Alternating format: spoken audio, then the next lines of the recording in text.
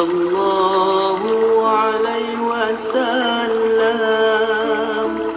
صلى الله على محمد. صلى الله عليه وسلم. صلى الله على محمد. صلى الله عليه وسلم. صلى الله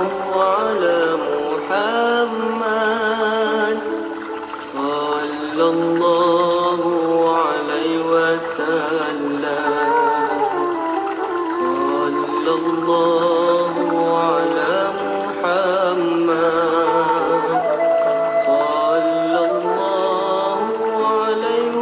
صلى الله عليه وسلم.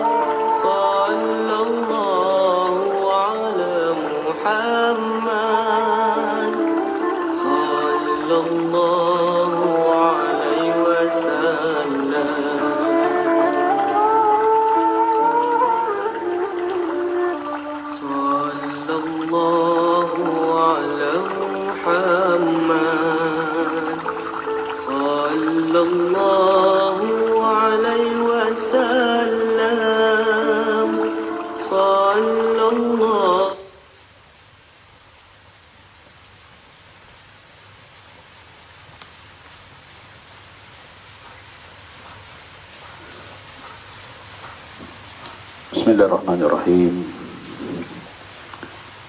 Alhamdulillah. Assalamualaikum warahmatullahi wabarakatuh. Cobaan testing. Bismillah. Wa qala Allah Ta'ala, Inna Allah wa malaikatahu yusalluna ala nabi. Ya ayyuhalladzina amanu Sallu alaihi wasallimu taslima. Firman Allah yang bermaksud, sesungguhnya Allah dan para malaikatnya senantiasa berselawat ke atas Nabi. Wahai orang-orang yang beriman, berselawat dan mengucap salamlah kamu ke atasnya dengan sesungguh-sungguhnya. Allahumma salli ala Sayyidina Muhammad wa ala ali Sayyidina Muhammad. Allahumma salli ala Sayyidina Muhammad wa ala ali Sayyidina Muhammad. Allahumma salli ala Sayyidina Muhammad wa ala ali Sayyidina Muhammad. Allahumma salli ala Sayyidina Muhammad wa ala ali Sayyidina Muhammad. Allahumma salli ala Sayyidina Muhammad wa ala ali Sayyidina Muhammad. Allahumma salli ala Sayyidina Muhammad wa ala ali Sayyidina Muhammad. Allahumma salli ala Sayyidina Muhammad wa ala ali Sayyidina Muhammad. Allahumma salli ala Sayyidina Muhammad wa ala ali Sayyidina Muhammad. Allahumma salli ala Sayyidina Muhammad wa ala ali Sayyidina Muhammad. Allahumma salli ala Sayyidina Muhammad wa ala ali Sayyidina Muhammad. Allahumma salli ala Sayyidina Muhammad wa ala ali Sayyidina Muhammad. Allahumma salli ala Sayyidina Muhammad wa ala ali Sayyidina Muhammad. Amma ba'du. Alhamdulillahilladzi ahyana ba'dama amatana wa ilaihin nusyur. Segala puji bagi Allah yang telah menghidupkan kami setelah malam tadi Engkau mematikan kami, dan kepada Engkau jugalah kami semua dikembalikan. Rabbi a'udzubika min hamazati syayatin wa a'udzubika Rabbi ayyahdurun.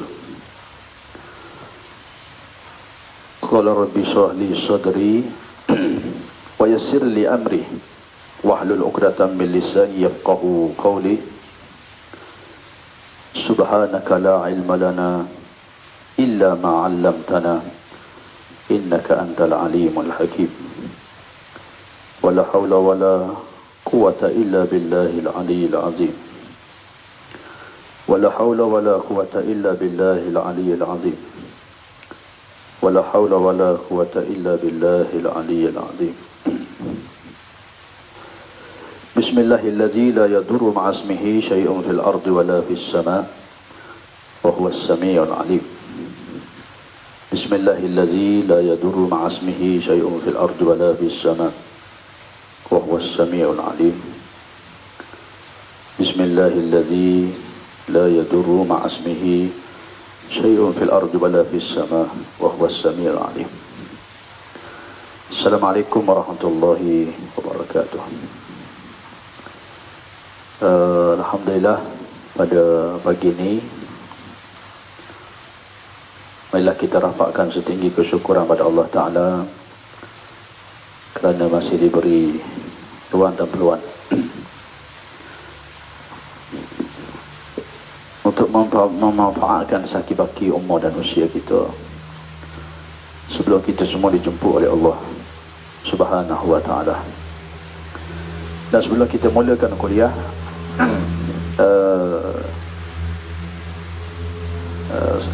apa ni, dari sudut suara okey dah, boleh tolong komen sikit, kita tak tahu macam mana, adakah suara jelas, baik, audio dan juga visualnya. Dan moga-moga tuan-tuan semua dalam keadaan sihat walafiat dalam rahmat dan ampunan Allah Subhanahu wa ta'ala. Jadi insya-Allah pada pagi ini, pagi Jumaat, suara okey dengar di Kelang, masya-Allah. Ni bosku ni.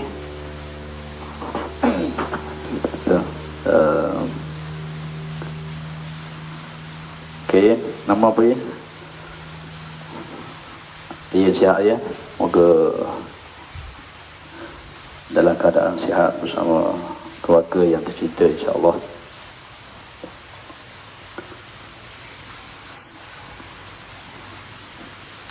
Alhamdulillah, suara baik.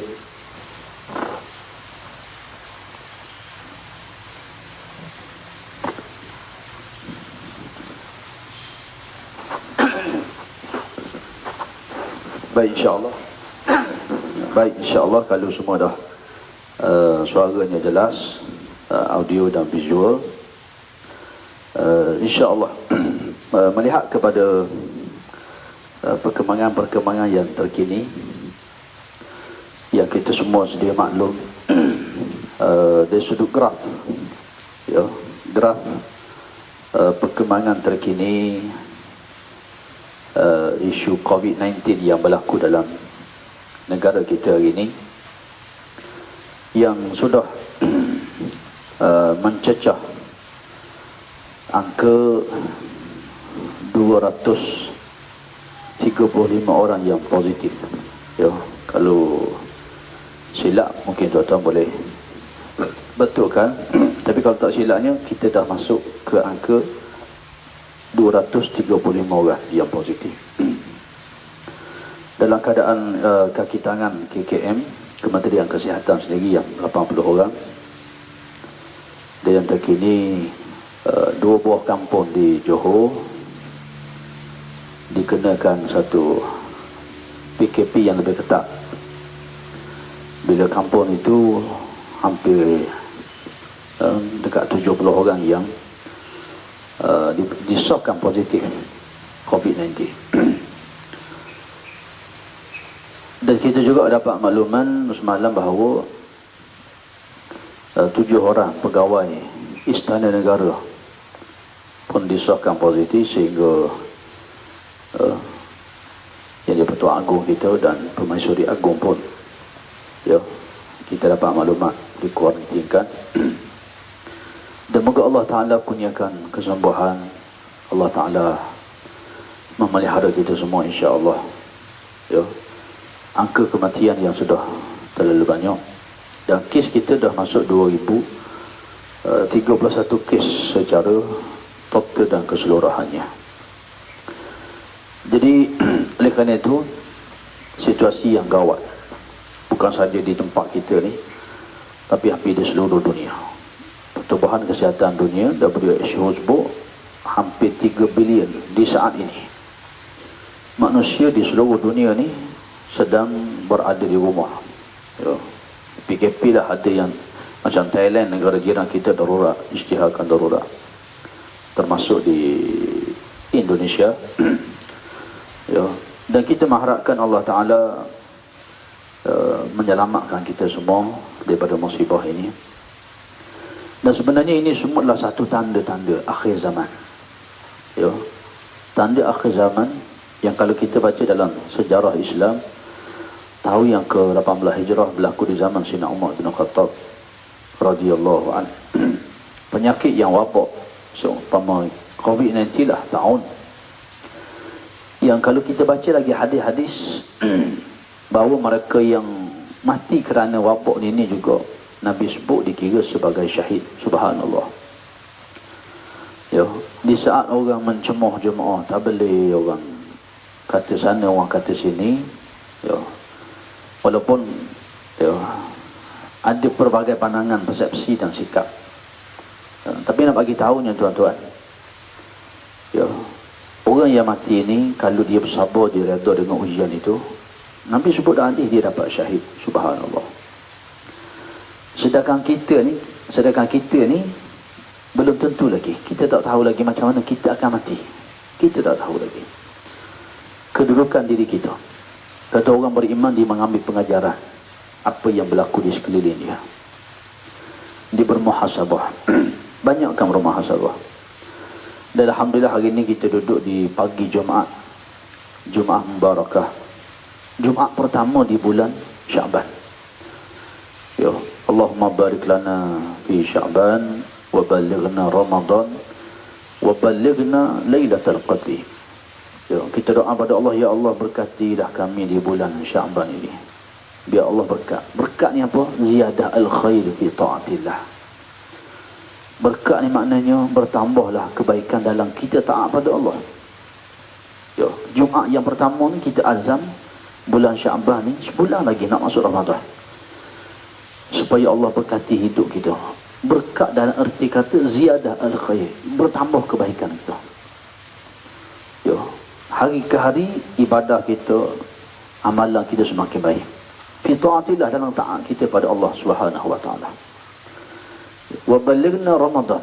Minta Allah panjangkan umur kita, usia kita ni kita sempat bertemu dan bertamu berbulan Ramadan pada tahun ini. Ya. Kalau COVID-19 ni dalam istana negara pun dia boleh masuk. Ya, sampaikan yang di Pertuan Agong, Permaisuri Agong yang paling ketat dikawal tu pun kena kuarantin 14 hari. Apatah lagi kita, tuan-tuan. Kita ni hak pergi pasar, pergi mana kita tak tahu. Di seluruh negeri trend meningkat. Dan kita tidak mustahil, tidak mustahil. Ya, sesuatu perkara tu akan berlaku kita esok, lusa tak tahu, Allah Ta'ala. Ya. Tapi semua itu Allah Ta'ala ada tulis sebagai satu ketetapan. Yang penting ialah kita buat persiapan untuk menghadapi apa jua yang berlaku. Kerana orang beriman sifat dia redha. Yang dicari dalam hidupnya redha. Nas'aluka ridhaka wal jannah. Yang kami mohon dan kami cari itu adalah redha Allah dan syurga Allah. Wa na'udzubika min saqatika wan nar.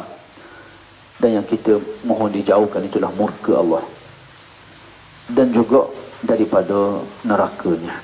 Sebab tu untuk kita orang beriman ni, khusus bagi orang beriman, mari musibah, dia mati COVID-19 ke, insya-Allah dia redha, dia sabar di atas hujan ini, syurga untuk dia, syahid untuk dia. Bagi orang yang tidak beriman, itu adalah satu azab bagi dia. Nah, maka tuan-tuan dirahmati Allah sekalian, beruntunglah orang yang di saat ini Allah uji dia. Bayangkan kalau ada di kalangan keluarga orang yang meninggal dunia sebab COVID-19. Masa ni dia baca Yasin, dia sedang bersedih menangisi kematian.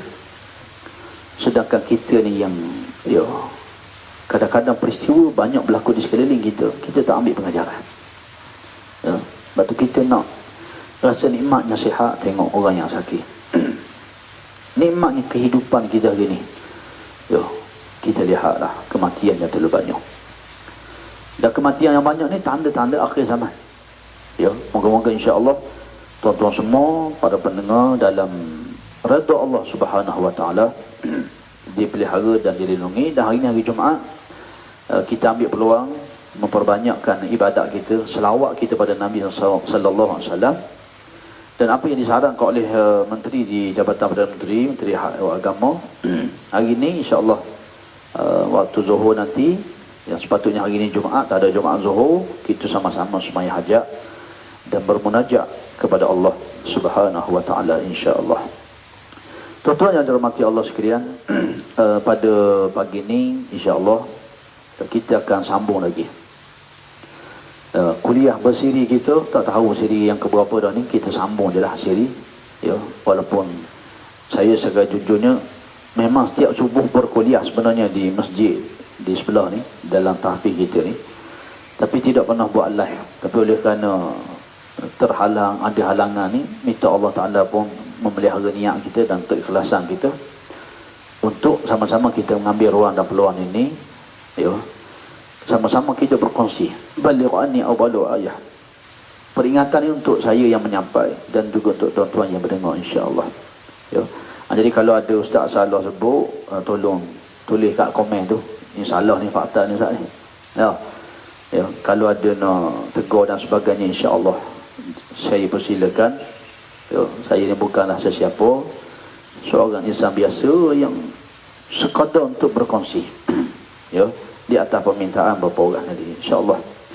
Jadi tuan-tuan dan rahmati Allah sekalian, Allah Akbar. Ya. Kalau ikut yang telah kita baca ya, beberapa hari ini adalah peristiwa Isra wa Mi'raj. Walaupun hari ini kita dah masuk 2 Syaban dah. Kita dah nak dekat dengan Ramadan. Dan Ramadan pun kita tak tahu suasana kita macam mana. Hari ini kita tak tahu. Ya. Semalam 235 yang positif. Ya. Ketua Pengarah KKM sebut dijangkakan April nanti 6,000. Tuan-tuan boleh dengar sidang media dia. 6,000. Kerana kerajaan hari ini sudah prepare hospital-hospital yang nak disediakan pesakit ni. Wallahu a'lam, kita tak tahu. Moga-moga Allah memelihara kita semua, insya-Allah. Dan Tuhan beri berpahala, bertabah, berpahala, bertambah yakin, bertambah iman kita, bertambah penyerahan kita kepada Allah Subhanahu wa taala. Kerana di saat ini kita sudah hampir yakin bahawa kuasa besar dunia, China, Amerika Syarikat, Donald Trump buat sidang media tadi. Ya, tuan-tuan kalau bangun awal tadi dengar Donald Trump pun, Amerika pun gawat sekali, dalam keadaan yang gawat. Itali, negara yang maju, yang bersih, pun dalam keadaan yang gawat, yang paling tinggi di dunia saat ini. Spanyol, ya, tidak ada kuasa besar dunia yang mampu menghalang ketentuan Allah Subhanahu wa taala. Dan inilah yang kita baca, yang kita ambil ibrah, yang kita kuliahkan hari ini ialah Allah nak supaya kita jangan bergantung dengan makhluk. Ya, jangan bergantung dengan makhluk dalam konteks akidahnya. Ya, yang kerajaan suruh buat, yang perintah PKP ini kita ikut. Ya, ini kita ikut ikhtiar usaha yang kita buat. Tapi dari satu sudutnya kita nak supaya ya, kita semua sekarang ni bergantung dan bersandar kepada Allah Subhanahu wa taala. Kerana itu tuan-tuan dan puan Allah sekalian, dalam kisah sirah peperangan kita baca, kenapa perang Badar tentera Islam 313 orang boleh menang? Perang Uhud kita kalah. Perang Uhud pula, perang Hunain yang kita ramah dan kuat kita kalah. Di antara disebut oleh para ulama, walaqad nasarakumullahu bi badrin wa antum azillah. Sesungguhnya Allah menolong kamu ahli Badar ketika mana kamu dalam keadaan hina dan lemah. Ya, ahli Badar ni pergi perang lepas tama kaki ayam. Nak ada musuh 1,000 orang lengkap berkuda. Hari ni kita dah putus, tak boleh nak pergi sana, kedai tutup, semua dikeliling kita dah hampir dah turun dah ekonominya. Maka marilah sama-sama kita mengambil peluang itu untuk kita meningkatkan kebergantungan kita kepada Allah Subhanahu wa taala, insya-Allah. Jadi tuan-tuan dan rahmati Allah sekalian, pagi ini kita nak sambung kuliah kita ni yang sudah akhirnya kita nak berhabis itu, tapi kita dah jadi bersiri ni, apabila kita membaca tentang peristiwa Isra wa Mi'raj yang terlalu banyak ibrah dan pengajaran dia. Yang semalam kalau tuan-tuan masih ingat, kita berhenti dekat Baitul Laham. Ya. Isra daripada Nabi naik burak pergi ke Madinah, ya. Kemudian pergi ke Taibah dulu, minta maaf, ke Taibah dulu. Jibril kata, atadri aina sallaita? Tahu Muhammad sembahyang di mana? Nabi kata, qala la, tak tahu. Sallaita fi Taibah wa ilaiha al-muhajarah. Ni tempat kamu akan hijrah. Daripada Taibah pergi ke Madian yang ada syajarati Musa, di sisi pokok Nabi Musa. Pergi ke Turi Saina, haisu kallamallahu Musa. Kemudian Nabi naik burak ni. Ni Isra ni, atas dunia lagi ni. Melihat bangunan-bangunan negeri Syam. Ya, bangunan-bangunan negeri Syam. Ya, Allah Ta'ala nak bagi tahu pada Nabi SAW, Islam akan menakluk Syam. Islam akan takluk Syam ni. Ya. Dan memang berlaku di zaman Khalifah Umar bin Khattab radhiyallahu anhu. Dan kalau kita bicara soal COVID-19 hari ni, inilah masa saya Umar ni, masa zaman dia lah berlakunya peristiwa wabak taun. Ya, yang Sayyidina Umar daripada Mekah, kota Madinah nak pergi ke Syam. Tiba-tiba sahabat yang duduk sana kata, keluar, sahabat di sana tu keluar ke sempadan, tahan Sayyidina Umar, jangan masuk. Kerana di Syam hari ni ada satu wabak taun yang membahayakan, yang memudaratkan. Sehingga mari sahabat bagi tahu, aku pernah dengar Nabi sebut, bila ada wabak ni, orang hak dalam ni jangan keluar, orang hak luar jangan masuk. Itu dari proses, itu berlaku. Ya, zaman Sayyidina Umar, tahun 18 Hijrah. Baik, tuan-tuan dan puan Allah sekalian, lepas melihat bangunan-bangunan negeri Syam, bila Buraq jalan lagi, sayu mata memandang. Nabi SAW kata, lalu berhenti di satu tempat bernama Baitul Lahab. Nabi naik Buraq ni berhenti. Jibril kata, inzil fasalli hahuna, turun Muhammad dan sembahyang di sini. Nabi pun turun sembahyang. Lalu Jibril bertanya Nabi SAW, tadri aina sallaita, tahukah Muhammad sallallahu alaihi wasallam di mana kamu sembahyang ni? Nabi kata, qala la, aku tak tahu. Lalu kata Jibril, sallaita fi Baitul Lahab. Baitul Lahab min haitsu wulida Isa bin Maryam. Dan di sinilah dilahirkan Nabi Isa bin Maryam. Ini kisah yang menarik. Kita dah cerita sebahagian yang semalam dan kita sambung pada hari ini. Di mana Nabi Isa bin Maryam, Isa ni Allah uji dia dan uji ibunya Maryam dengan peristiwa kelahirannya yang begitu menakjubkan. Allah mencipta Adam, tidak ada ayah, tidak ada mak. Dan Allah cipta Hawa daripada tulang rusuk Adam, juga tidak ada ayah, tidak ada mak. Dan Allah itulah yang berkuasa menjadikan Isa juga tanpa ada mak, tanpa ada ayah, melalui mak dia Maryam ni. Ya, Allah nak tunjuk kebesaran dia, kekuasaan dia. Ya, yang dibawa Nabi sallallahu alaihi wasallam nak bagi tahunya bahawa perjuangan Islam, apa yang kamu nak bawa ni, Islam yang kamu nak bawa ni, mehnah tribulasi dia terlalu besar di hadapan. Ujian dia terlalu berat, dikata orang, difitnah orang. Ya, ujian yang dahsyat. Lau kana aradan qariban wa safaran qasidan lattaba'u walakin ba'udat 'alaihim asy-syaqqa. Tuan kata Muhammad SAW, kalau yang kamu ajak ni, lau kana aradan qariban wa safaran qasidan lattaba'u, satu perjalanan yang dekat. Orang tengok Islam ni Allah mudahnya lah kalau nak ikut Islam ni. Ya, perjalanannya dekat, jalannya mudah. Nescaya kata Allah ramai orang ikut kamu. Walakin ba'udat 'alaihim asy-syaqqa, tapi perjalanan yang kamu nak seru manusia ni jauh dan penuh dengan masyaqqah.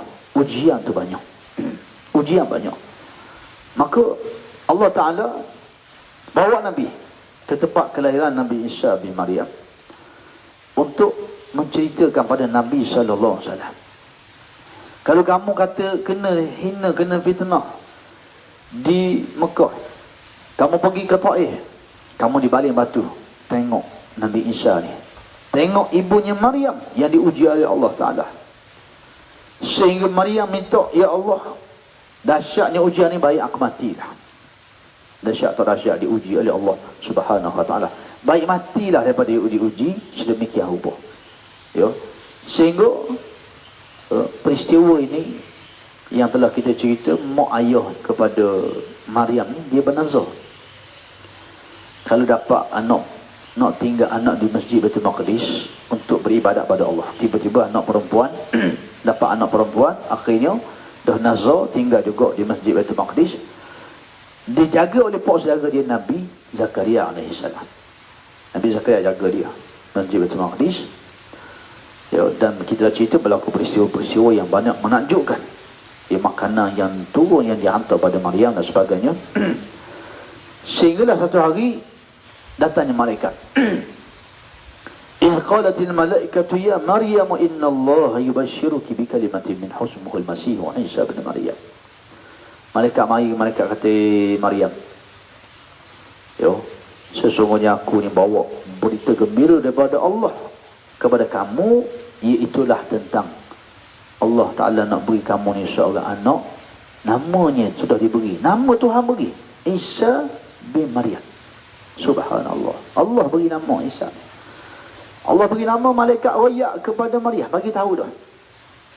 Wajihan fid dunya, di dunia ni dia orang yang terbilang. Wal akhirah wa minal muqarrabin, di akhirat dia orang yang hampir dekat dengan Allah. Maryam kata, qalat rabbi anna yakunu li waladun wa lam yamsasni bashar. Macam mana aku nak mengandung? Macam mana aku nak boleh anak? Dalam keadaan aku tidak berkahwin, aku tidak pernah disentuh lelaki. Maria ni, yo. Lalu kata malaikat, qala kadzalikillahu yakhluqu ma yasha. Begitulah Allah bila dia berkehendak sesuatu perkara. Iza qada amra fa inna ma yaqulu lahu kun fayakun. Allah Taala bila kata dia nak jadi macam ni, akan jadilah. Itulah dia. Lalu malaikat ni meniupkan benih dalam rahim Maryam.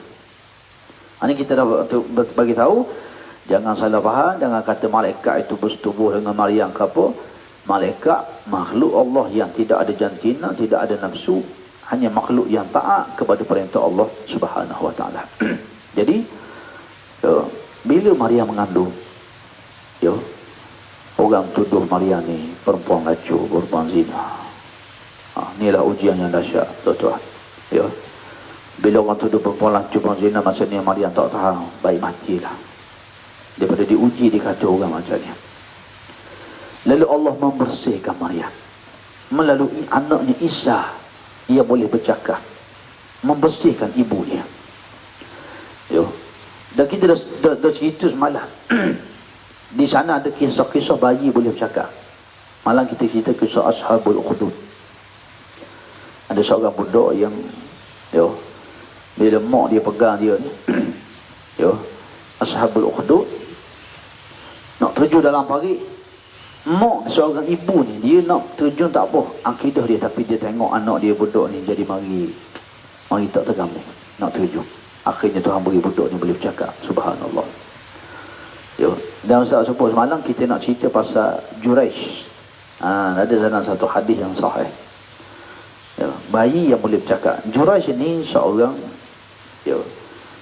ahli ibadah. Kalau kita cerita bab mak ayah kok, nama Juraish ni mesti ada.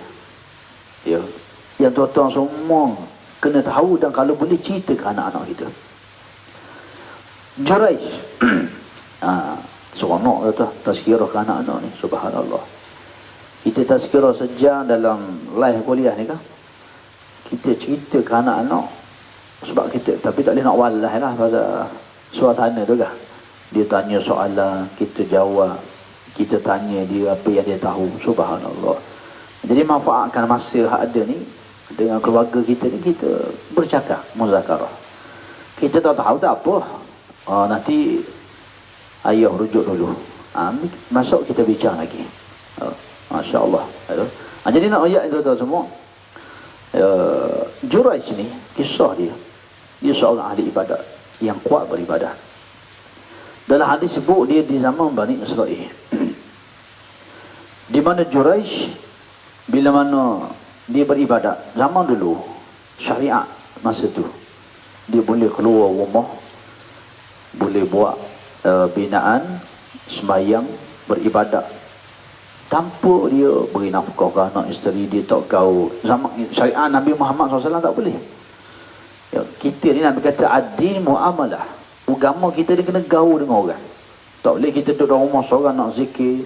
Ni masa PKP ni, perintah kawalan pergerakan ni, tak apalah tuan-tuan nak zikir di rumah duduk, tak gaul dengan orang, tak apa.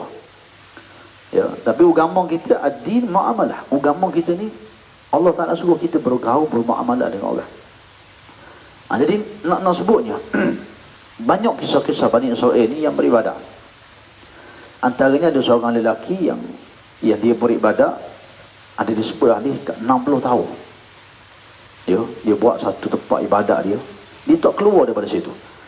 Sembahyang, zikir, 60 tahun dia beribadah. Takdir Allah satu hari cuaca yang agak nyaman, hujan katanya turun. Setelah 60 tahun dia beribadah, lalu dia keluar daripada tempat ibadat dia keluar. Takdir Allah bila dia keluar, dia temu dengan seorang perempuan yang comel ni. Akhirnya dia berzina. zina, siapa dia tertidur, dia bangun, dia pergi kat sungai, mandi wajib. Lalu di tangan dia ni, dia ada bawa bekas satu roti. Dia bawa bekas satu roti. Yo, Nabi kata 60 tahun dia beribadah, sekali dia berzina, timbangan al-mizan. Yo, timbangan dia 60 tahun dia beribadat itu, dengan sekali dia berzina dah berat dah. Dalam neraka dah tempat dia. Masya Allah, tuan-tuan, dahsyat. Yo, sebab tu kita hari ni nak jaga supaya amalan kita ni tak rosak. Yo, nak jaga supaya apa yang kita buat selama ni tidak haba'an mansurah, tidak jadi debu yang bertebangan. Jadi nak royaknya, bila dia di tangan dia tu ada satu keping roti, ada seorang fakir miskin jalan mari. Bila fakir miskin ni mari, dia pun ambil roti ni beri sedekah.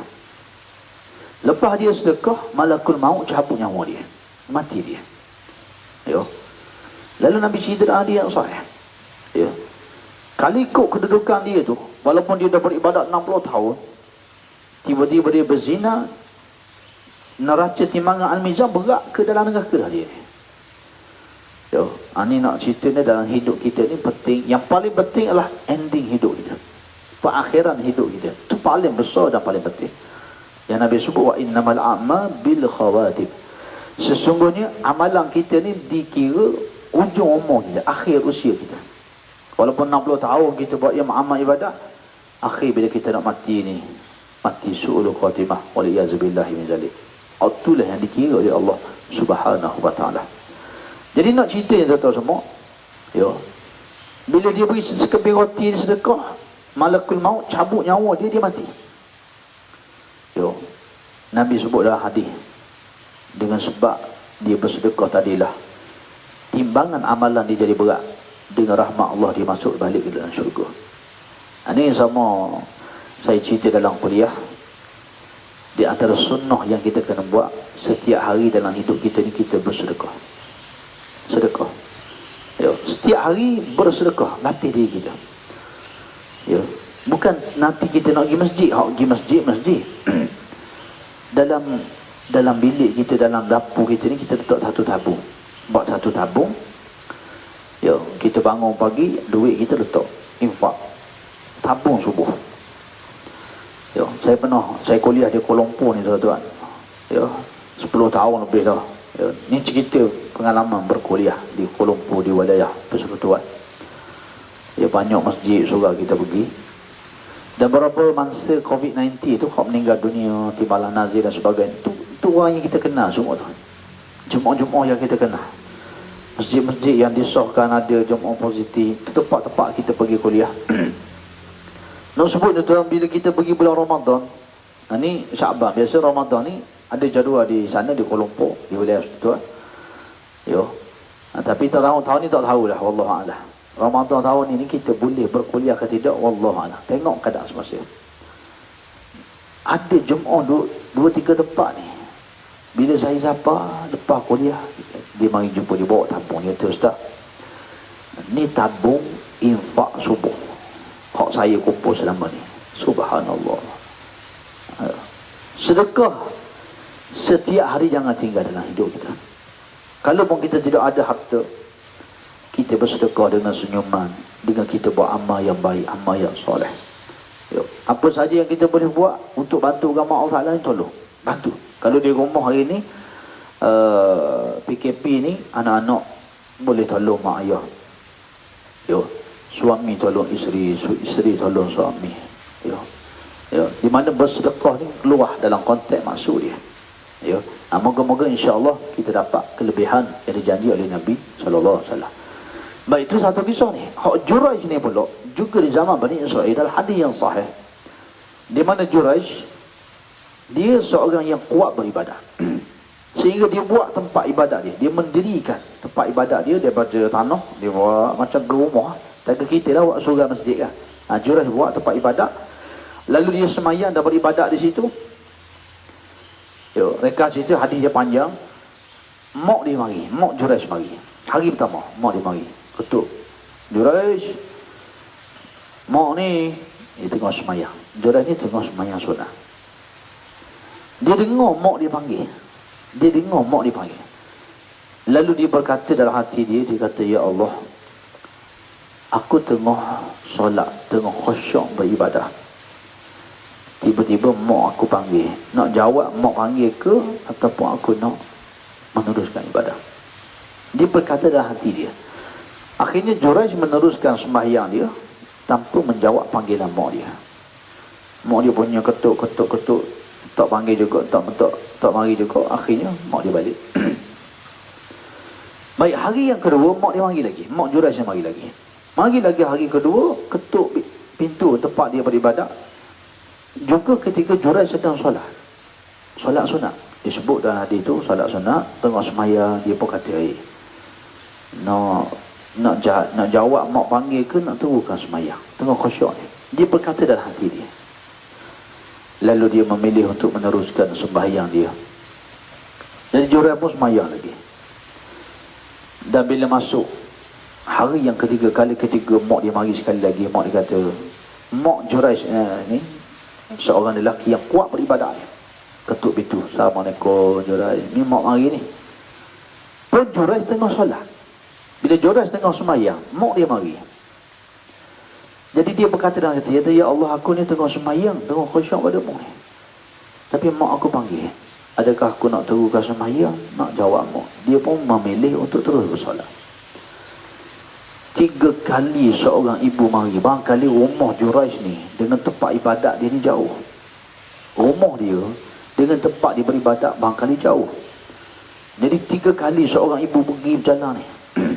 Ya, walaupun kalau kita anak-anak kita ni dah bukan pergi main futsal dah, bukan pergi tempat-tempat melepak ke apa tidak. Tengah sembahyang, tengah baca Quran. Oh, hati seorang ibu ayah bila anak dia baca Quran, Allah, rasa apa? Rasa leganya, rasa sukanya. Ya, saya ada seorang pelajar. Ya, dan ada berapa lah peristiwa. Ada pelajar-pelajar kita ni tak balik. Ya. Kita di sini 2 bulan sekali cuti. Ya, duduk sini 2 bulan. Wajib duduk asrama 2 bulan, baru balik cuti. Jadi itu saja cuti yang dia. Hal lain tak ada. Jadi ada seorang pelajar ni, dia tak nak balik dia tu. Dia nak iktikaf di masjid.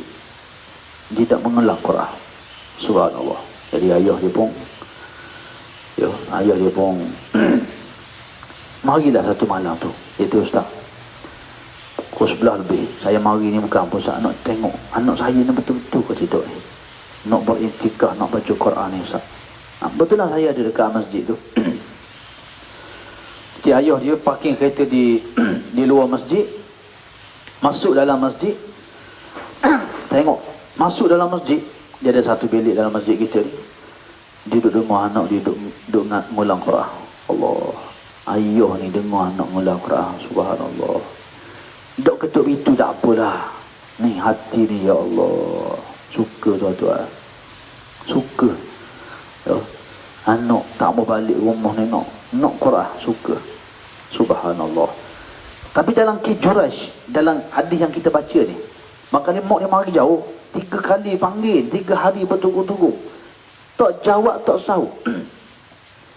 Sehingga akhirnya mak dia kata apa? Lepas 3 kali ketuk panggil tak jawab, tengah semayang, mak dia kata, ya Allah, ya kuat benar anakku ni semayang beribadah.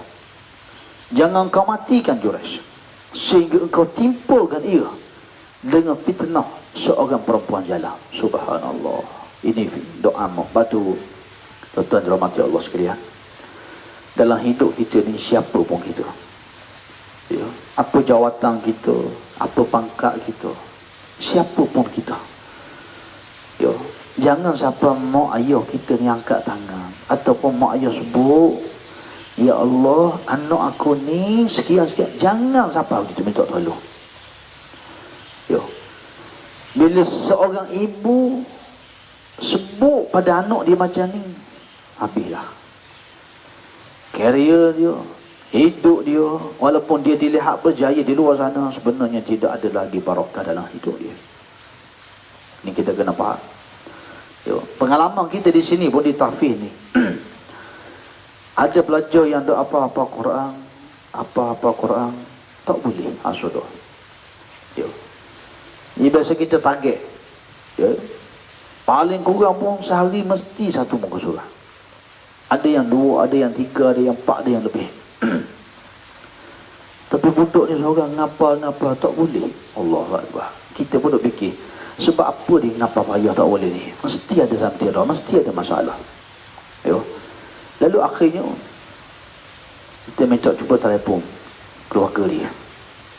Bila telefon keluarga dia, mak dia, rupanya mak dia duk sebut, anak kita ni boleh duk ngapal Quran ni. Dia panggil skotofobia, ataupun dalam istilah bahasa dia panggil syu'uzat. Kita berburuk sangka ke anak kita. Kita tahu dah anak kita kata Hafiz ni, kita mari, boleh tahu ngapal Quran anak kita ni. Dah, kita ni mari. Batu peranan kita pula sebagai ibu bapa, apa pun, jahat sekali mana pun, macam mana pun, masihnya mulut kita ni kena hati-hati. Masihnya mulut seorang ibu ni kena beraluh. Ya, kita pula terkait dengan emosi, memang kena kawal. Ya, jangan sampai kita sebut perkataan yang tak boleh, kerana tidak ada hijab. Doa kata-kata seorang ibu dengan Allah Subhanahu Wa Taala, tolong jaga tuan-tuan. Ya, tolong jaga sambil kita cerita ni. Ya. Jadi nak sebutnya, Mak Jurai kata apa? Anak dia bukan buat maksiat ni, beribadah. Tapi gerang sangat hati mak dia ni. Ya Allah, dia kata, jangan kau matikan dia, Jurai sini, melainkan engkau timpakan pada dia fitnah seorang perempuan jalan. Lalu takdir Allah, tengah Jurai beribadat, mari seorang perempuan rupawan yang cantik jadi tu. Yo, dia mari goda Jurai. Mari goda punya goda, tak makan. Tak makan goda. Yo. Jurai ni kuat iman dia, tak makan. Lalu akhirnya dia pun dapat satu idea. Di tepi ni rumah binaan hak Jurai duduk ibadat, tepi tu ada pengembala seorang. Dia pun berzina dengan pengembala tu sehingga mengandung dan melahirkan anak. Panjang hadis ni. Mengandung dan melahirkan anak. Ini kita cerita ni kisah bayi yang boleh bercakap. Nak kait dengan Nabi Isa kat kita cerita lagi. Ya. Akhirnya lahir anak. Lalu dia bagi tahu istihar pada kawan kampung semua bahawa anak ni hasil dia berzina dengan Jurai. Apa dah dia? Doa mak dia tadi tu, doa ibu tu. Jangan matikan Jurai, malaikat engkau timpakan pada dia fitnah perempuan jalan. Subhanallah, terkena doa seorang ibu. Tu hati kita ni, tu hak setara kuat beribadat ni. Ya. Apatah lagi kalau seorang anak berjaya semayang pun tidak. Ya. Banyak apa sekalipun yang kita buat, bila tidak ada redha kedua bapa ni, tak ada lah barakah dalam hidup kita. Jadi tuan-tuan semua nak ayatnya, bila gitu kok, orang kampung mari runtuhkan, robohkan tempat ibadat Jurai ni, dia runtuhkan, dia pukul Jurai.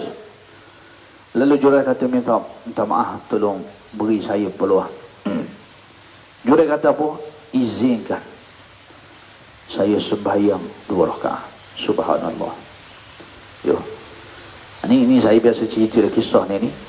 Dia bila dipukul, dipecahkan tempat ibadah dia, Jurai kata apa? Minta maaf. Orang tuduh dia berzina ni, anak kamu ni mau zina dengan perempuan ini, melahirkan anak.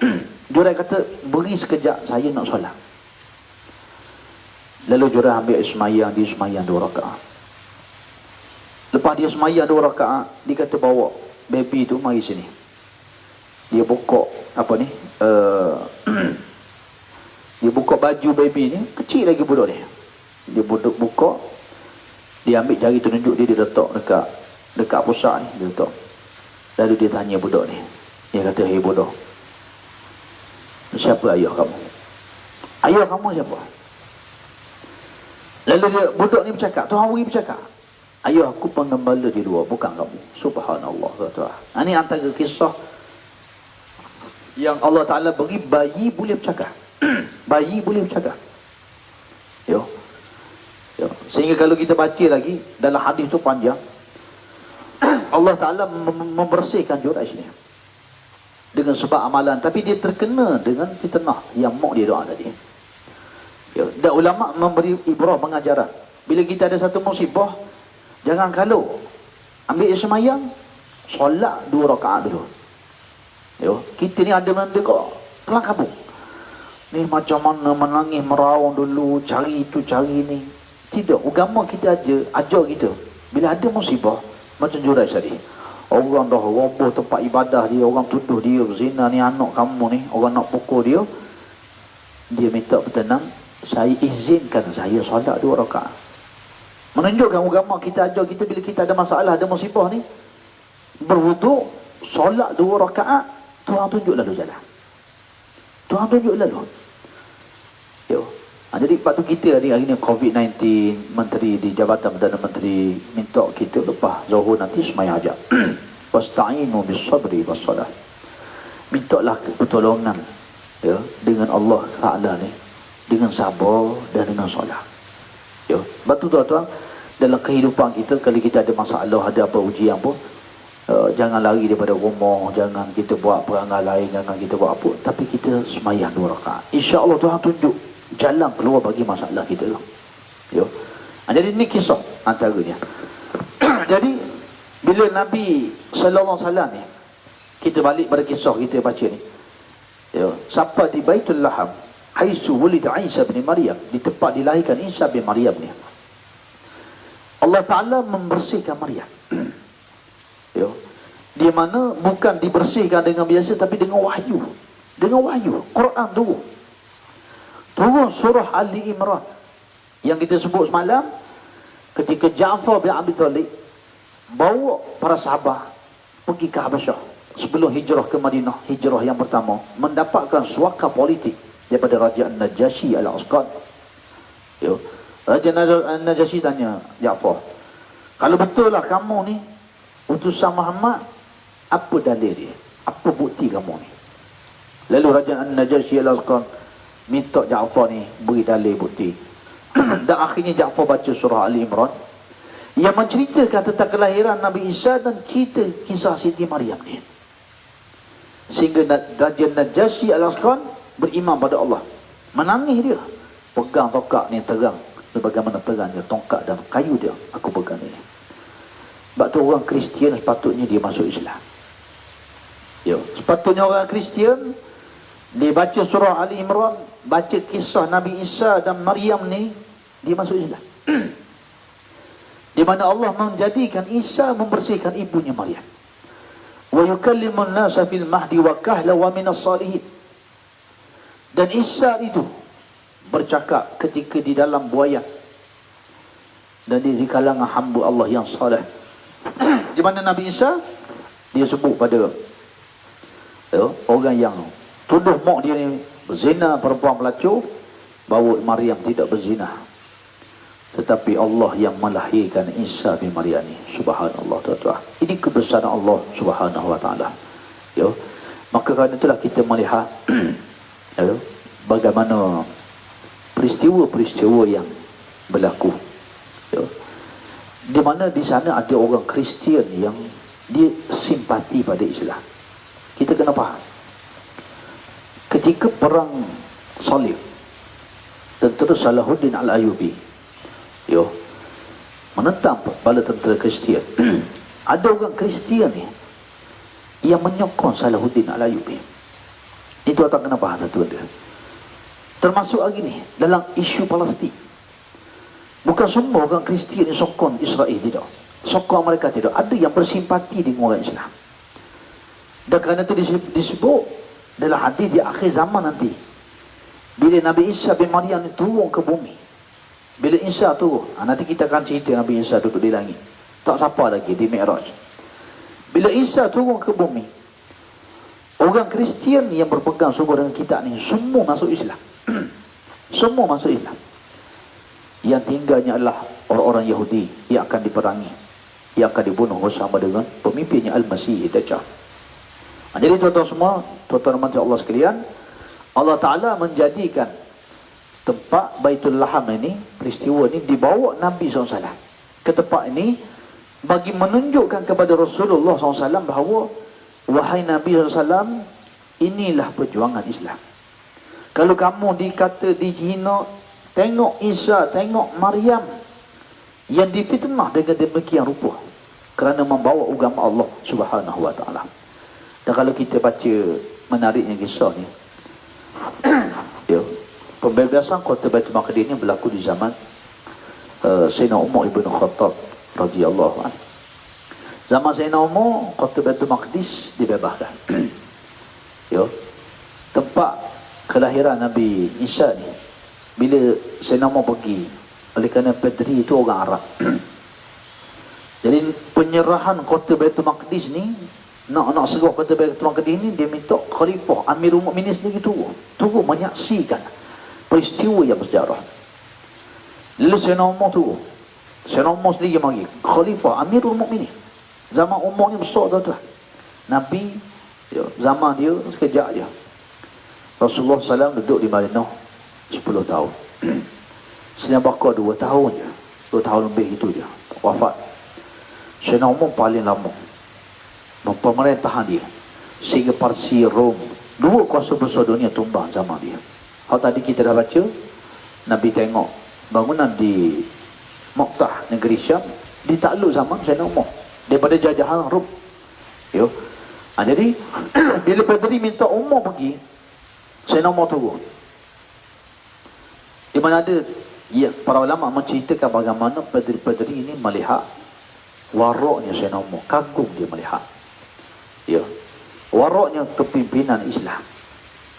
Bila Sayyidina Umar sampai di sana, dibawa Sayyidina Umar ni melihat gereja di sana, tempat lahir Nabi Isa ni, ada gereja Al-Qiyamah nama dia, di Baitul Laham ni. Jadi Sayyidina Umar dibawa masuk ke Baitul Laham ni, tempat gereja Qiyamah. Bila Sayyidina Umar masuk melawat, masuk waktu solat, masuk waktu Zuhur, Padri jemput Sayyidina Umar semayang. Lalu Sayyidina Umar kata, nak seduk hukum syarak, kita umat Nabi SAW ni, bumi yang ada di depan kita ni, mana-mana tempat kita boleh semayang.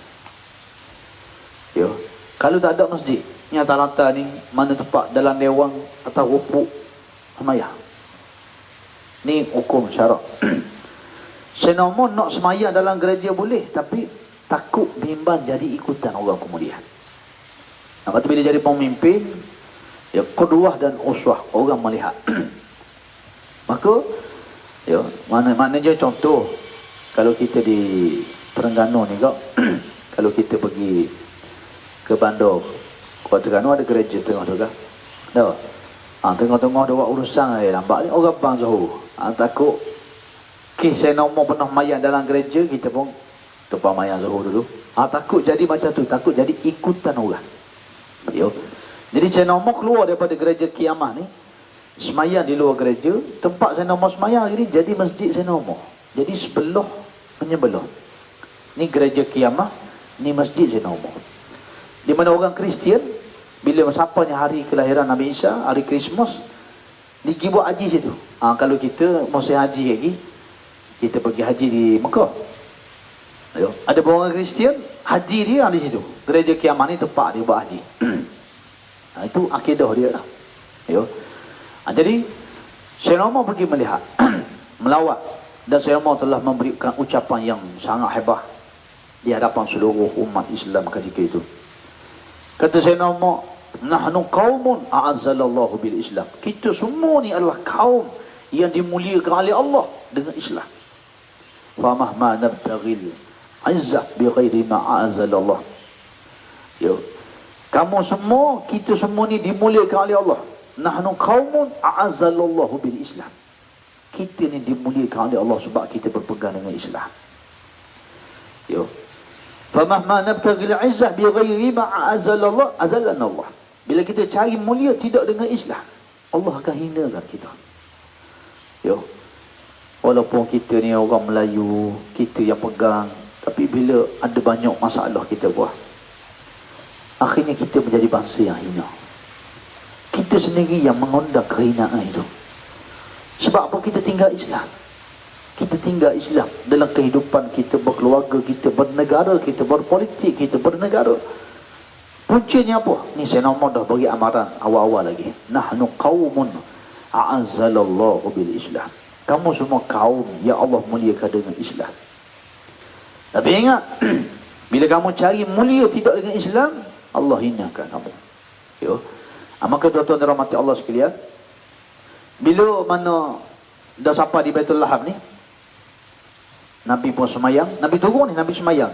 Jibril kata inzil fasalliha huna, turun dan semayang di sini. Nabi turun, Nabi semayang 2 rakaat, semayang reka syariat Nabi Ibrahim. Menunggang balik, Jibril tanya Nabi sallam, atadri aina sallaita? Nabi kata qala la, tak tahu. Sallaita fi Baitul Laham haisu wulida Isa bin Maryam. Semayang ni di tempat di Baitul Laham, di sini tempat Nabi Isa bin Maryam dilahirkan. Itu tempatnya. Ya. Baik, itu checkpoint yang berikutnya. Masih ingat lagi kuliah kita ni? Daripada Mekah ni, Taibah, Madinah, Madian, Turisainah, melihat bangunan-bangunan dari Syam, singgah ke Baitul Laham, tempat Nabi, kelahiran Nabi Isa. Ya. Kemudian buruk berjalan lagi. Tak sampai lagi Baitul Maqdis ni. Tak sampai lagi Masjid Baitul Maqdis ni. Tengok naik buruk lagi ni. Ya. Bila Nabi naik buruk ni sampai di Baitul Laham, naik buruk lagi. Lalu tengah-tengah duk naik buruk, tiba-tiba Rasulullah sallallahu alaihi wasallam melihat ada benda kejut dia belakang. Sudah. Ada. Nabi naik buruk ni. Buruk ni laju binatang ni. Yang kita dah sebut buruk daripada al-bara', maknanya kilat macam peti, cep laju dia. Ya. Diambil perkataan al-bara', buruk ni maknanya kelajuan dia laju macam peti. Tiba-tiba tengah Nabi duk naik buruk laju ni, Rasulullah sallallahu alaihi wasallam melihat di belakang ni ada orang kejar dia. Ya. Yang kejar Nabi itu ialah jin ifrit. Ya, dia naik macam apa ni? Ada botol apa dah. Ada. Dia naik macam ada batang nyapu tu, duduk gini. Belakang ni ada jamu. Ya. Kalau cerita-cerita ni kau orang panggil Harry Potter tu kalau tak silap. Ya. Kalau tak silap lah. Ya. Ya, jadi macam ada apa? Macam ada jamu di belakang ni, naik macam kenyap batang nyapu tu. Ada hidup lah belakang ni. Jibril apa ni? Nabi SAW naik borok, ifrit duk kejar laju ni. Lapak ni mayangi ni. Borok ni laju dah. Borok ni laju dah.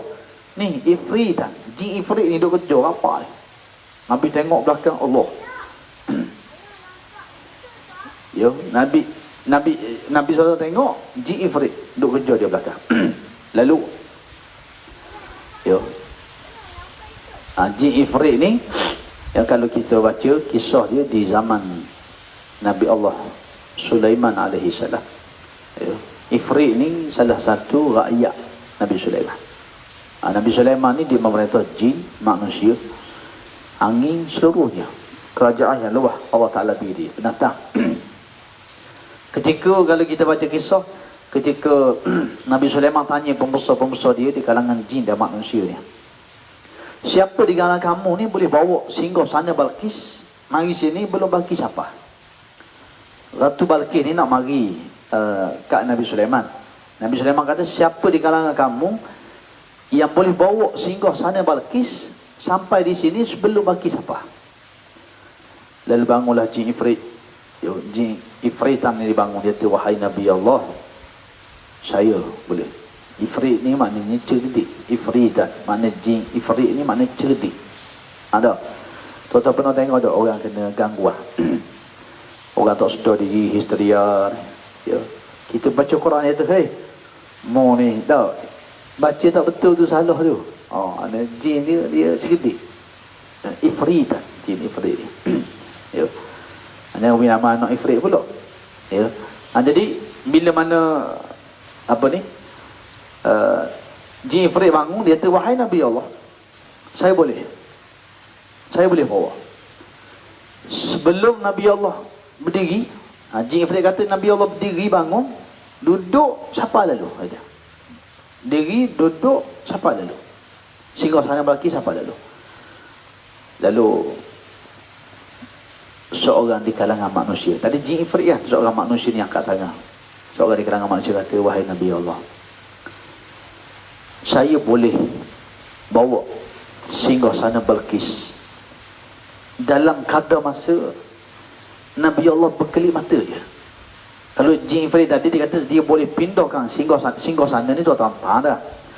Singgasana ni kalau di istana negara tu, kok balai Rong Seri tu, masa nak angkat sumpah Perdana Menteri baru ni, besar tu. Hak yang di Pertuan Agong dengan Perdana Menteri Agong duduk bawah tu. Hak comel tu panggil singgasana lah. Ya, lebih kurang gitu dah singgasana. Ya. Besar dan berat. Dari hak Ratu Balqis ni comel besar dia. Nabi Sulaiman nak tunjuk kebesaran dia, kerajaan dia. Ya, kan kita baca kisah Balqis. Bila Balqis masuk dalam istana Nabi Sulaiman. Ni, kain hak Balqis pakai ni dia selok kain. Sebab apa? Tai dia ni, ataupun mozaik dah, tai ni, ikan duduk bawah. Dan rupa dia macam air betul. Macam air betul. Ni hebat ni. Jadi Balqis nak masuk istana Sulaiman, dia pun sising kain dia tu. Apa ni, Permaisuri Raja kan. Dia sising kain, dia pun melangkah. Pijak-pijak tak basah. Oh ni hebat. Apa ni? Kegebilangan zaman Nabi Allah Sulaiman AS. Subhanallah. Hebat. Allah Tuhan beri pada dia. Ya. Itu semua kerja pembesar-pembesar dia kalangan jin dan manusia. Ya. Jadi Nabi Sulaiman ni nak buat supply ke Raja Balqis. Di samping apa ni, masuk dalam istana macam jalan atas air. Bawah tu ikan penuh macam akuarium. Tapi bukan akuarium, ria punya, nampak air ni betul ni. Balqis pincuk, tak basah. Ya. Jadi Nabi Sulaiman tanya pembesar dia, siapa boleh bawa sehingga sana mari sini. Jin ifrit kata tadi, saya boleh. Nabi Allah berdiri, Nabi Allah bangun berdiri, duduk siapa? Sehingga sana dia tu siapa? Lalu angkat tangan seorang di kalangan manusia ni. Ulama sebut nama dia Asib bin Zarqayah. Para ulama sebut nama dia Asib bin Zarqayah. Dia tu, wahai Nabi Allah, saya boleh pindahkan singgasana Balqis hanya dalam tempoh masa Nabi Allah kelip mata buka, siapa lalu? Subhanallah. Lalu dia pun berdoa, Ismullahi Azam. Itu je doa dia. Ismullahi Azam, dengan nama Allah yang Maha Agung, yang Maha Besar. Ismullahi Azam, siapa lalu? Ni jangan main doa. Ya. Doa-doa ni, ya, hak reka, hak pendek ni kadang-kadang ada kelebihan-kelebihan dia. Ya, dia tak ada baca doa tahlil arwah ke, tak ada ni. Dia baca satu je, Ismullahi Azam, siapa lalu? Kelip mata siapa? Dan ulama nak ceritanya bahawa di sini nak menunjukkan bahawa lebihnya manusia nak banding dengan jin. Jangan kita rasa jin ni lebih besar pada kita. Kita makhluk yang Allah muliakan. Lebih lagi kita manusia nak banding dengan makhluk-makhluk yang lain. Ya. Jadi malam itulah Nabi tengah-tengah naik borok. Ya. Ifritan kejar Nabi SAW. Jin ni duk kejar Nabi, nak ceritanya dalam perjalanan menuju Allah begitu banyak halangan-halangan dan ujian. Lepas tu kita tengok-tengok kadang-kadang anak-anak kita hak baik-baik, Allah tahu, boleh semaya jadi pendiam, jadi tak sihat. Rajin dah belajar, tiba-tiba nak periksa, Allah tak boleh jawab periksa. Kadang-kadang diganggu dengan ujian. Tuan-tuan tengok di sekolah-sekolah tahfiz, histerianya macam-macam berlaku. Kadang-kadang makhluk ni pergi ganggu. Sebab apa? Bila kita nak kebaikan, adalah dia. Itu benda yang kita kena faham. Jadi itu juga di antara ujian-ujian. Lepas tu zaman Nabi SAW dulu, ada seorang perempuan, Imra'atus Sauda, kata sahabat dia ni masuk syurga. Orang puan kulit hitam tapi masuk syurga. Lalu sahabat tanya, macam mana orang puan hitam ni masuk syurga? Maknanya nak ayat yang tuan-tuan, nak masuk syurga tak nanti kita ni tubuh selin, kulit putih, comel, tidak. Siapa sahaja boleh masuk syurga. Dan bila kita duduk dalam syurga esok, tak ada dah orang pendek, orang tinggi, orang gemuk, tak ada dah. Ahli syurga ni sama saja. Ya, semuanya tinggi disebut macam Nabi Adam 60 hasta. Ya, semuanya mudah. Dan ada satu hari dalam seminggu tu pergi pasar, shopping mall. Setiap kali keluar daripada syurga istana masing-masing, angin meniup menjadikan muka kita semakin handsome, makin comel. Lalu kita bertemu antara satu sama lain. Suami memuji isteri, isteri memuji suami, kawan memuji kawan. Subhanallah. Itulah kegembiraan ahli syurga. Nah, bantu tuan-tuan semua. Ya, di samping kita ni duduk di tempoh PKP ni. Yuk, ya, kita banyakkanlah amal jariah, amal soleh kita. InsyaAllah moga kita dapat syurga tu. Yuk. Jadi nak ayat nak cerita tadi. Ya, perjalanan yang Allah Ta'ala bawa Nabi SAW ada ujian dia. Jadi bahawa di sana jin ifrit datang kecoh Nabi ni. Ya, dengan naik macam Harry Potter tu laju ni. Lalu diajar pada Nabi dengan satu kalimah, satu doa. Ya, akhirnya jin ifrit jatuh tersungkur. Jatuh tersungkur. Jadi siapa nak doa ni, mari atau pisang standar ke tak pintu pagar tu, insyaAllah nanti kita share lah pada tuan-tuan. Ya. Jadi nak cerita tadi ni tuan-tuan, Imra'atus Sauda tu, perempuan hitam ni.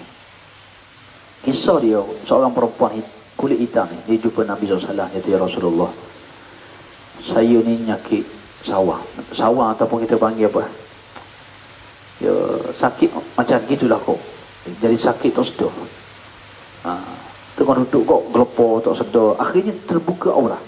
Bila jadi tak sedar ni, aurat dia terbuka. Lalu dia minta Nabi SAW tolong doakan dia. Lalu Rasulullah kata, ya, aku boleh tolong doakan kamu. Tapi kalau mau sabar dengan penyakit ni, Allah nak beri syurga untuk kamu. Ya. Dan kalau kamu nak sembuh pun aku boleh doa, Allah akan sembuhkan kamu sekarang. Jadi kamu nak yang mana? Ni hadis ni tuan-tuan bukan nak cerita tak payah berobat. Tidak, jangan salah faham ni. Ni satu peristiwa. Ya. Di mana perempuan kulit hitam ni memilih syurga. Dia kata, kalau gitulah wahai Nabi SAW, tak apalah, biar saya sakit lah, yang penting saya dapat masuk syurga. Ni kisah yang diceritakan dari kalangan para sahabat radhiyallahu anhu. Lepas tu kita pun dalam hidup ni kena sabar. Ya. Cuba kita bayang orang perempuan nyakit, tak sedar, kelepar, terbuka aurat, dia nak kahwin, dia nak nikah.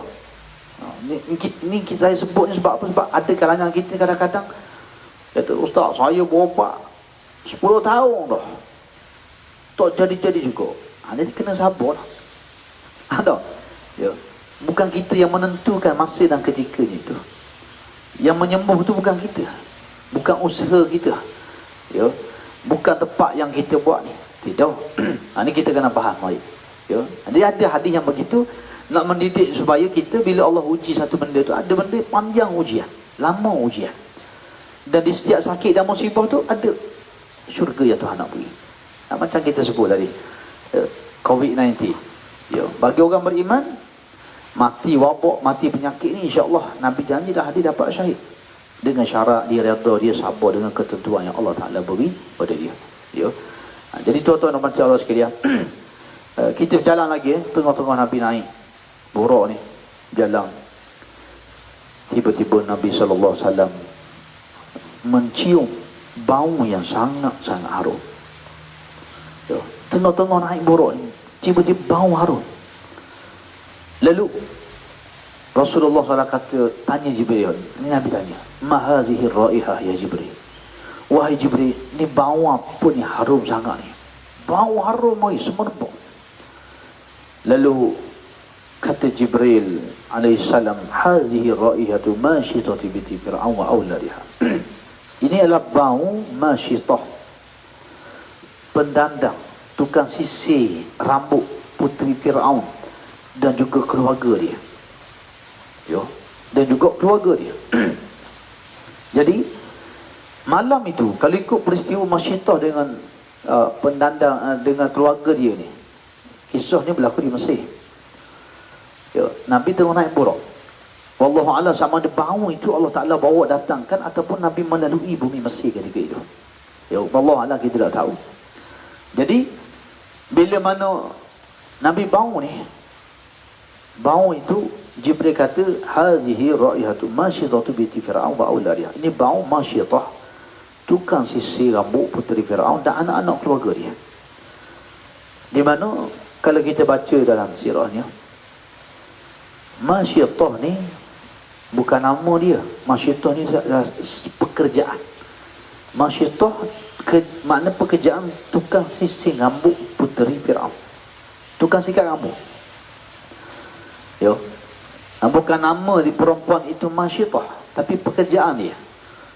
Dalam bab ni orang kita ni banyak tukar. Macam Bilal bin Rabah. Bilal bin Rabah, nama dia Bilal. Kerja dia, jawatan dia muazzin. Muazzin. Tapi orang Melayu kita, hak bang tu untuk Bilal belaka, Bilal belaka. Kita sebut nama bukan sebut jawatan dia.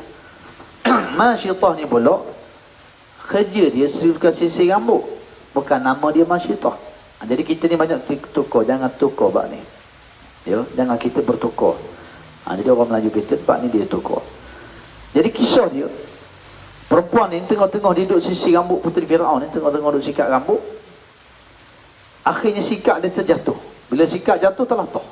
Oh, dia terlatah. Orang terlatah kena kita cokek, oh terlatah. Orang kita terlatah macam-macam. Tapi terlatah dia ialah dia sebut bismillah, tak isah Fir'aun. Ya, perempuan ni kata bismillah dengan nama Allah, tak isah Fir'aun, celakalah Fir'aun. Oh, bila sebut bismillah dengan nama Allah, tak isah Fir'aun, celaka Fir'aun. Anak Fir'aun yang duduk sisir rambut ni, dia terus tanya, ada ke Allah yang lain daripada ayahku? Dia tanya lalu. Kan Fir'aun dia mengaku dia Tuhan. Fir'aun dia istihad diri dia Tuhan. Ya, Fir'aun kata ana rabbukumul a'la, aku Tuhan kamu yang maha tinggi. Wa hadhihi al-anharu tajri min tahti afala tubsirun. Ni sungai-sungai hak mengalir ni di bawah ni semua ni. Semua aku yang alirkan, tidakkah kamu melihat? Ni Fir'aun, dia istihad dia Tuhan. Jadi memang zaman Fir'aun tu masyhurlah dia lah Tuhan.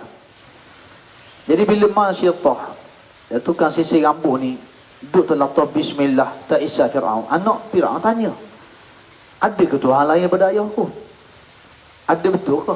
Dia berkata ada, ya betul. Allah, Tuhan aku dan Tuhan kamu, Tuhan ayah kamu. Oh, semangat dia.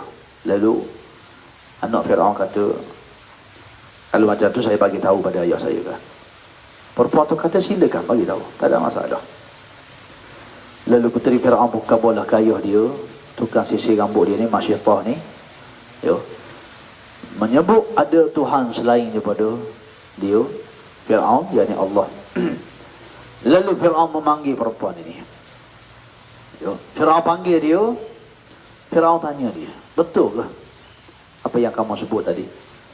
Sebagaimana yang dilaporkan oleh puteriku ni. Lalu perempuan ini pun mengakulah.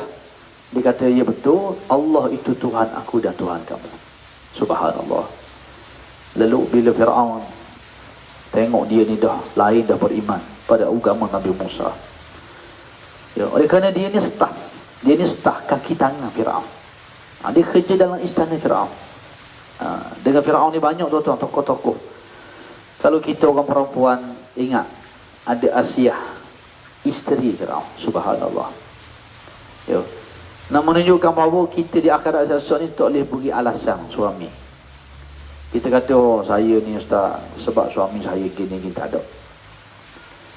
Kalau Asiyah tu seorang perempuan yang boleh beriman pada Allah, maka siapa kita nak kata suami kita?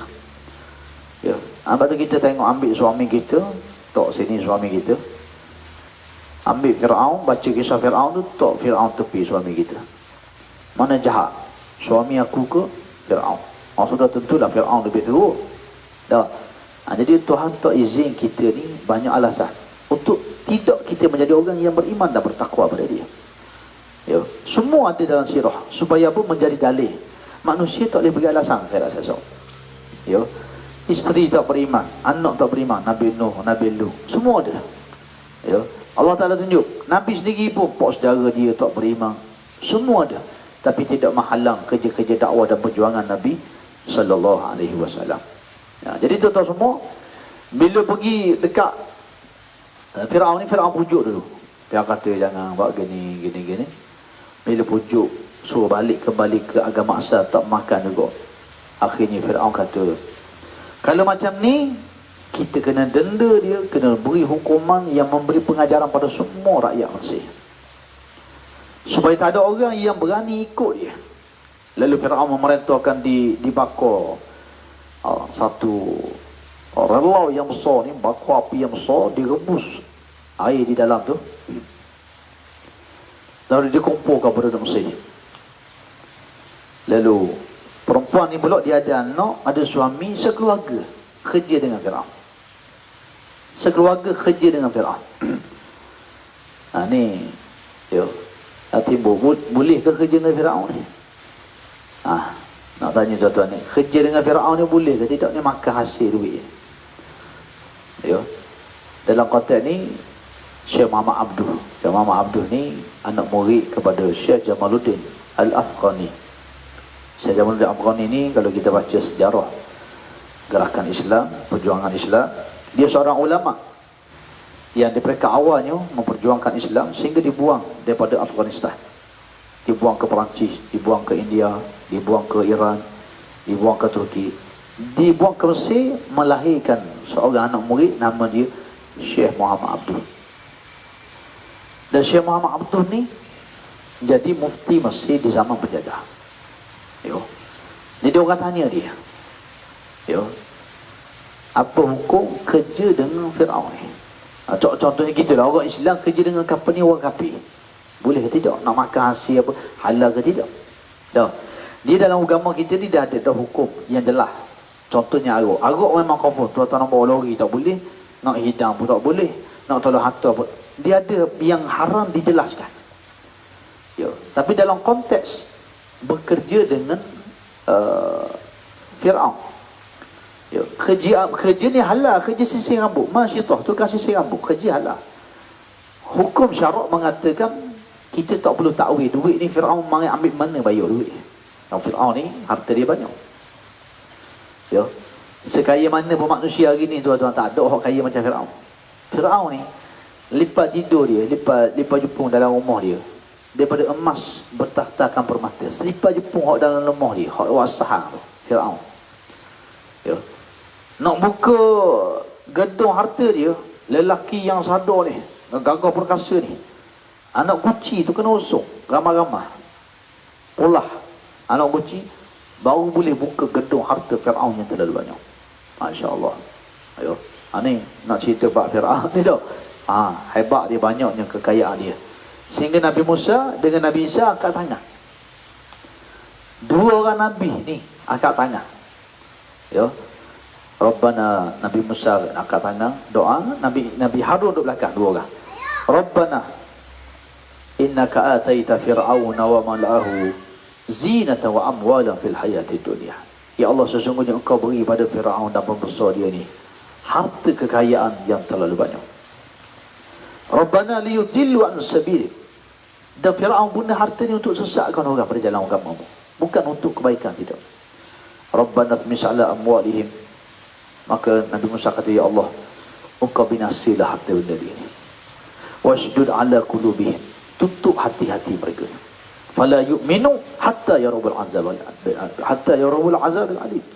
Sesungguhnya Firaun, Qarun, Haman, semua mereka ni tak akan beriman padamu ya Allah, sehingga dia tengok azab yang nyata di depan mata dia. Ni doa dua orang Nabi dalam Quran, nak menggambarkan harta Firaun ni banyak.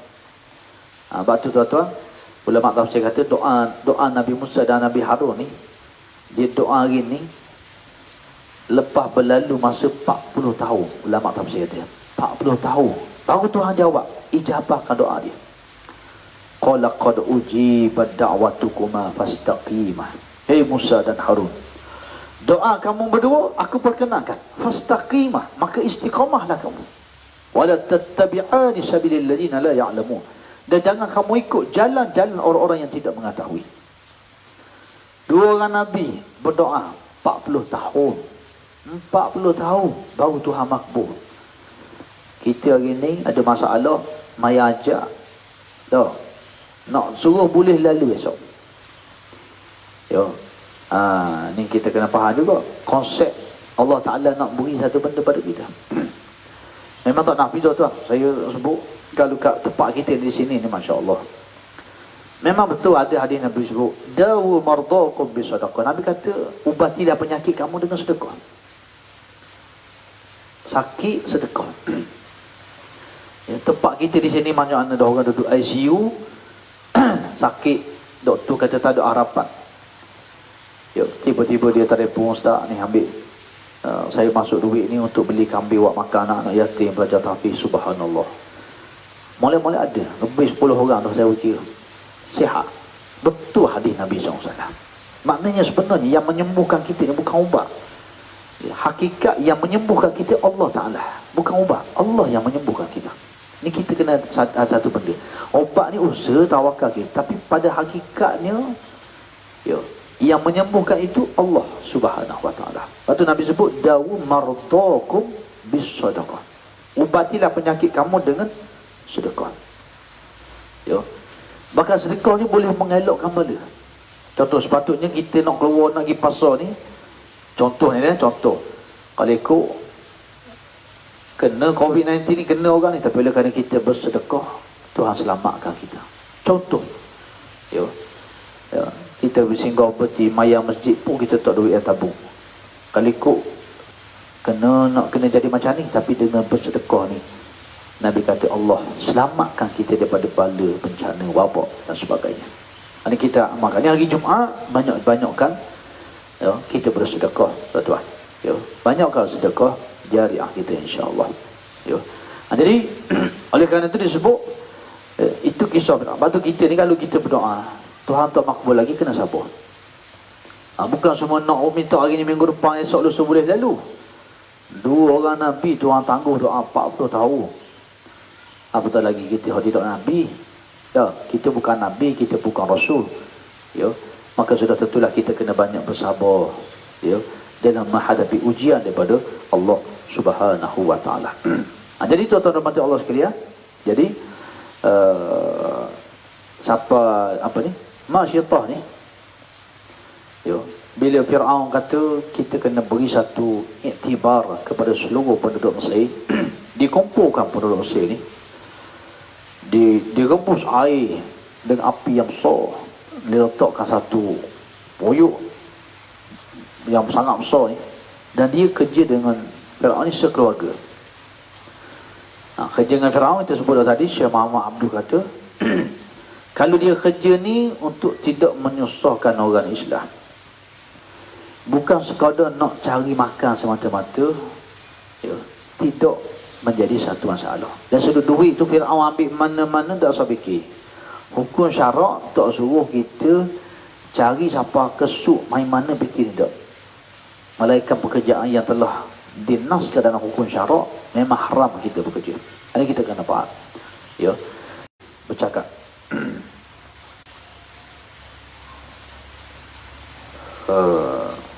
Ya. Di mana anak dia pun boleh bercakap tadi. Ya, Fir'aun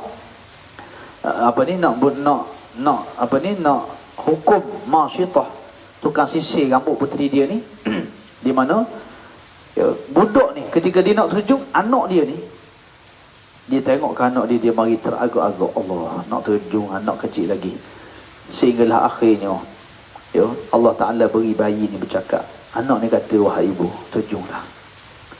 Ya, bayi ni bercakap, Allah nak beri satu yang besar di depan. Subhanallah, tuan-tuan. Ini satu peristiwa, satu kisah yang begitu hebat, yang begitu menakjubkan. Jadi Allah tengok pada jam ni 8.30 dah kita ni, baru sampai dekat ni atas buruk lagi ni, tak sampai lagi di Masjid Baitul Maqdis, insya-Allah. Oleh kerana ada masa, ada tempoh lagi ni, kita sambung lagi kuliah-kuliah kita bersiri. Dan hari ni tuan-tuan yang dirahmati Allah sekalian, hari Jumaat, Nabi kata kalau berlaku kiamat, takdir Allah berlaku kiamat, ni lah hari ni, ni hari ni. Berlaku kiamat ni hari ni. Yo. Hari Jumaat ni banyak peristiwa. Dan Nabi kata mentari, matahari yang terbit pada pagi Jumaat lebih baik, paling baik di antara matahari yang keluar daripada waktu-waktu yang lain. Hari Jumaat lebih mulia daripada hari raya Aidilfitri, Aidil Adha.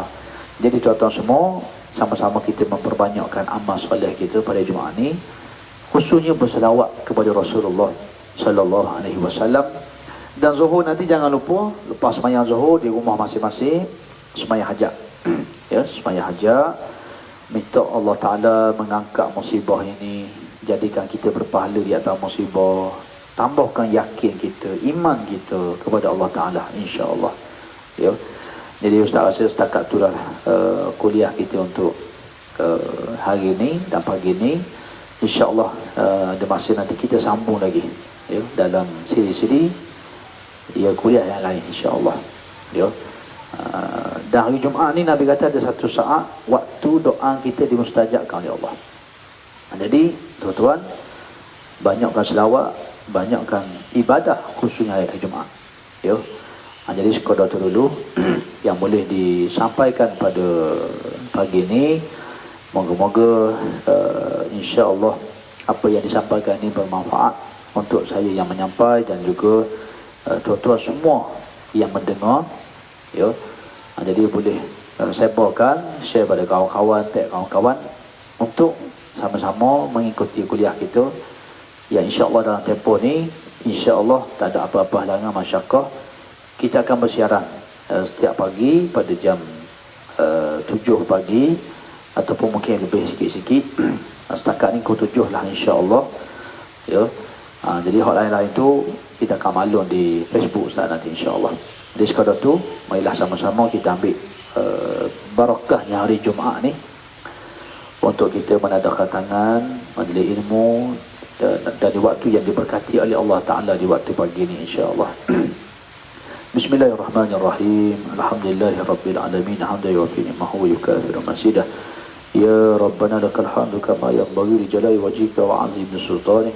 Allahumma salli wa sallim wa barik ala Muhammad wa ala alihi wa sahbihi ajma'in. Allahumma antal wahidul ahad, al-fadlus samad, alladhi lam yalid wa lam yulad wa lam yakul lahu kufuwan ahad.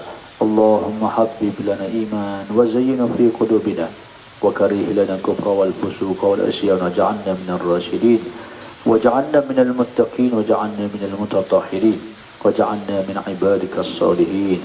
Ya Allah, ya Rahman, ya Rahim, ya Zal Jalali wal Ikram. Ya Allah, ya Tuhan kami, berkatilah kami di bulan Sya'ban ini, ya Allah. Kurniakanlah ya Allah kepada kami kesihatan, kurniakanlah kepada kami ya Allah, ya, kekuatan untuk kami menjadi hamba-Mu yang taat kepada-Mu ya Allah.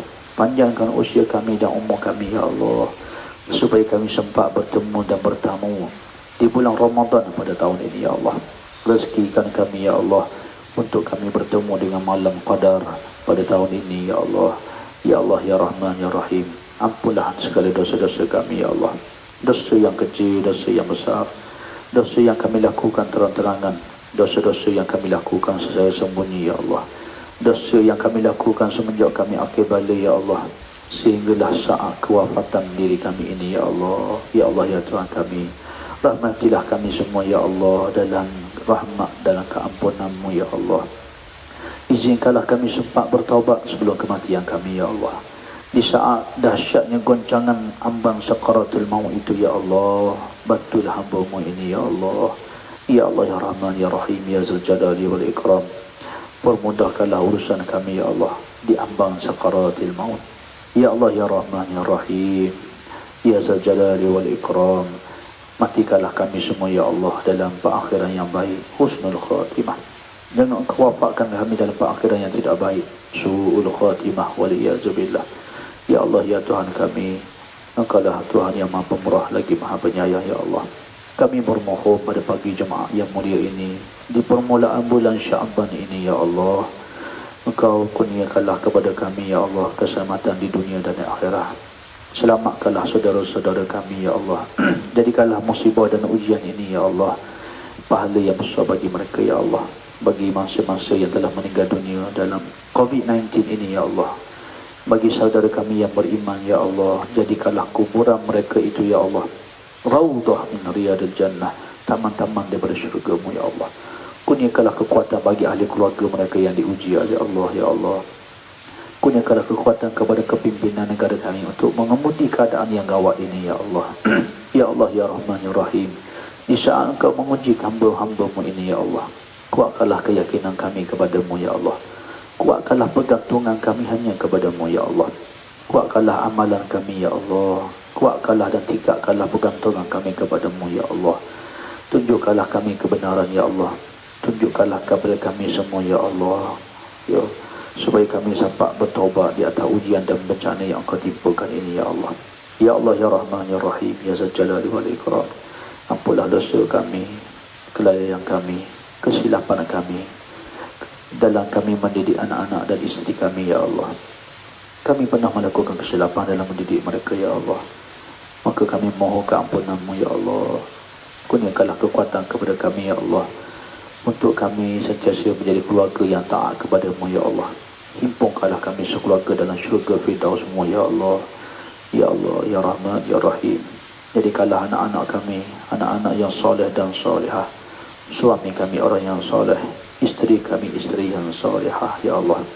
Ya Allah ya Rahman ya Rahim, di saat kami wafat nanti ya Allah, Engkau pilihlah anak kami yang paling soleh untuk mengimamkan jenazah kami ya Allah. Pilihlah di kalangan keluarga kami untuk memandikan jasad kami ini ya Allah. Ya Allah ya Rahman ya Rahim, di saat kubur kami itu sunyi nanti ya Allah, jangan Engkau sunyikan daripada doa anak-anak yang soleh ini ya Allah. Ya Allah ya Rahman ya Rahim ya Zal Jalali wal Ikram. Ampunlah dosa kedua ibu bapa kami ya Allah. Kasihanilah mereka ya Allah, sebagaimana mereka mengasihani kami ketika kami masih kecil dahulu ya Allah. Buat ibu dan ayah kami yang telah meninggal dunia, ya Allah ya Rahman ya Rahim, jadikanlah kuburannya itu raudhah min riyadil jinan, taman-taman daripada taman syurga-Mu ya Allah. Lapangkanlah kuburannya ya Allah, sampaikanlah pahala-pahala ibadah yang kami lakukan ini kepadanya ya Allah. Doa-doa anak yang soleh ini ya Allah. Ya Allah ya Rahman ya Rahim ya Zal Jalali wal Ikram, bagi ibu dan ayah kami yang masih hidup ya Allah, Engkau berkatilah sakit bagi usia mereka ya Allah, dalam ketaatan ibadah kepada-Mu ya Allah. Akhirkan kami semua dalam husnul khatimah, dalam kalimah asyhadu an la ilaha illallah wa asyhadu anna Muhammadar Rasulullah. Ya Allah ya Rahman ya Rahim ya Zal Jalali wal Ikram. Ampunlah dosa-dosa kami ya Allah, yang lalu yang mendatang, yang kami sembunyikan daripada-Mu ya Allah. Kurniakanlah kekuatan pada kami ya Allah, untuk menjadi hamba yang sentiasa berzikir mengingati-Mu ya Allah. Kurniakanlah kekuatan pada kami ya Allah, tangan ini ya Allah, untuk memegang Al-Quran, membaca Al-Quran, kalam-kalam-Mu ya Allah. Kurniakanlah pada hati kami hati yang lembut ya Allah, untuk sentiasa mengingati-Mu ya Allah. Ya Allah ya Rahman ya Rahim, jadikanlah kami hamba yang sentiasa bersyukur kepada-Mu ya Allah. Rabbana la tuzigh qulubana ba'da idh hadaytana wa hab lana min ladunka rahmah innaka antal wahhab. Ya Allah ya Tuhan kami, setelah Engkau kurniakan hidayah ini pada kami ya Allah, jangan sekali-kali Engkau palingkan kami daripada-Mu ya Allah. Tetapkanlah hati kami ya Allah, jangan Engkau balik-balikkan hati kami ini ya Allah, dalam agama, dalam ketaatan kepada-Mu ya Allah. Rabbana atina min ladunka rahmah wa hayyi' lana min amrina rasyada. Ya Allah ya Tuhan kami, limpahkanlah rahmat-Mu kepada kami ya Allah, dan tunjukkanlah kami jalan ya Allah, petunjuk dan hidayah-Mu ya Allah, yang memimpin kami dalam kehidupan kami ini ya Allah. Ya Zal Jalali wal Ikram, Rabbana zalamna anfusana wa illam taghfir lana wa tarhamna lanakunanna minal khasirin. Ya Allah ya Rahman ya Rahim ya Zal Jalali wal Ikram. Ampunlah dosa kami, para sahabat-sahabat kami yang sedang bersama-sama dengan kami mengangkat tangan ya Allah. Kami tahu ya Allah, Engkau malu untuk tidak mengampunkan, untuk tidak mengijabahkan doa hamba-hamba-Mu yang mengangkat tangan kepada-Mu ya Allah. Himpunkanlah kami ya Allah dalam syurga Firdaus-Mu ya Allah. Jadikanlah kami berkasih sayang di dunia ini sebagai asbab untuk kami mendapat naungan-Mu di akhirat nanti ya Allah. Di hari mahsyar nanti ya Allah, kumpulkanlah kami dalam syurga Firdaus-Mu bersama-sama pada sahabat-sahabat yang kami cintai kerana-Mu ini ya Allah. Jadikanlah persahabatan kami ini kerana-Mu ya Allah. Jadikanlah pertemuan ini kerana-Mu ya Allah.